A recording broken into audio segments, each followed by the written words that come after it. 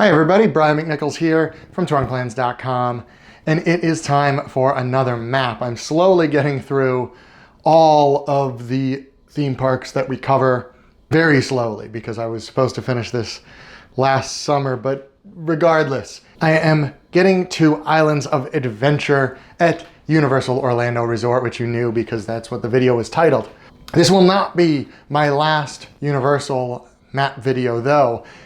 I will be doing one that talks about the two-park plan going from Universal Studios Florida. I'm pointing as if it's actually over here. With Islands of Adventure, I'll get both maps, I'll put them next to each other, it'll be fun. But this one, I am just talking about Islands of Adventure. So this is for people that either A, just want to see Islands of Adventure for whatever reason. I wouldn't necessarily recommend that, but it is a good park.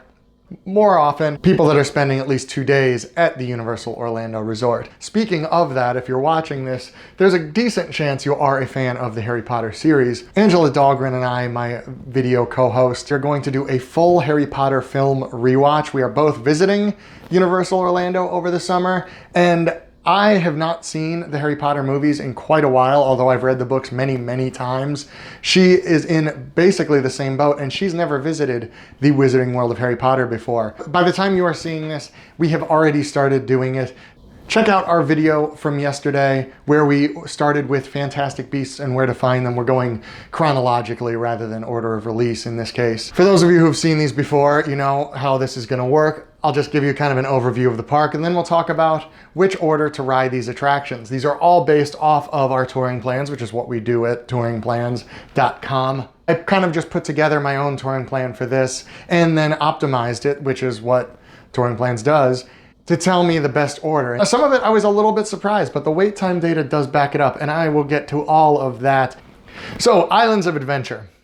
You enter down here. This is the port of entry right here. Islands of Adventure is also kind of elliptical, all centered around this lagoon. While that definitely helps with navigation, it hurts if you want to kind of jump around the park, because obviously you can't get across the water from anywhere. You always have to go around. So Islands can be walking heavy, more so than Universal Studios Florida, for the same reason Epcot is. You kind of have to just do the full loop. So going clockwise here, we have Marvel's Superhero Island. Then we have Toon Lagoon. Kong Skull Island is kind of its own little thing right there. Jurassic Park. Wizarding World of Harry Potter. The Lost Continent, and Seuss Landing down here. The biggest attractions here, and there are a few of them at Islands of Adventure, are the Incredible Hulk roller coaster, which you can kind of see here. I should have put a little Hulk guy on there, but I forgot. It's this steel coaster right there. The Amazing Adventures of Spider-Man right there. I already mentioned Kong Skull Island. There's Kong right there. I actually didn't put that one on there. That's just on the map. Jurassic Park River Adventure, the T-Rex. Harry Potter and the Forbidden Journey, held inside the castle. And coming in 2019 is the brand new roller coaster, we're pretty sure, that is going to be going through the Forbidden Forest. I put the little Fort Anglia there just to mark it. It will be over in this area, obviously not on the maps right now. So as you would expect, those are some of the rides you want to hit first, but as you can see, they are pretty spread out. So where to go first? This is where it gets a little weird. What we actually recommend is to bypass Hulk and go straight to Spider-Man first. Now the problem is some of these attractions build wait times much quicker than others, and they hold them longer throughout the day. Spider-Man is one of those that the wait time tends to go up fairly quickly, and it tends to stay up. That one and Kong Skull Island are the two of those big attractions I just pointed out that really do hold their wait time. Even Harry Potter and the Forbidden Journey, because of the nature of it, meaning makes lots of people motion sick, including this guy, it doesn't get the crazy high wait times except on very, very busy days. And even then, there are times in mid-morning and towards the end of the day where you can ride Forbidden Journey even on busy days with less than an hour wait, where you can't necessarily do that with Kong, which is the newest attraction, by the way, and is of course called Skull Island Reign of Kong. Although I just had to look that up because even I just refer to it as Kong. So that is why we're not necessarily rushing back to Forbidden Journey right away. Now, if you are a resort guest at Universal and have the early entry, where you can get in an hour earlier than non-resort guests, then the only things really open are Forbidden Journey, sometimes Flight of the Hippogriff, but Forbidden Journey is the only one guaranteed to be open. So obviously, in that case, then you're gonna go straight there. There's nothing else to do anyway. But I've done that before, and you know what? The lines first thing at 8 o'clock in the morning aren't that much shorter than they are at, say, 10 or 11 o'clock in the morning, precisely because of that reason, because everybody goes there. Now, Forbidden Journey is also one of those attractions that you don't mind being in line, because the queue for that goes through Hogwarts Castle and through a lot of the stuff that you're gonna see, say, if you were doing a film rewatch. That is a really, really cool thing to see, and you don't actually wanna rush through that queue. But that comes later. As I said, Spider-Man, we're gonna go to Spider-Man first. If you really, really, really wanna do the Hulk and wanna stop and do that first, you can, but you can cycle back to that later and only wait probably 20 to 30 minutes. The other option, of course, if you are staying in one of the deluxe hotels at Universal, which are Royal Pacific, Hard Rock, and Portofino Bay, you get the Express Pass. In that case, you don't need a plan. You just go do whatever you want, because with Express Pass, you're never gonna wait more than 10 or 15 minutes for anything at any time.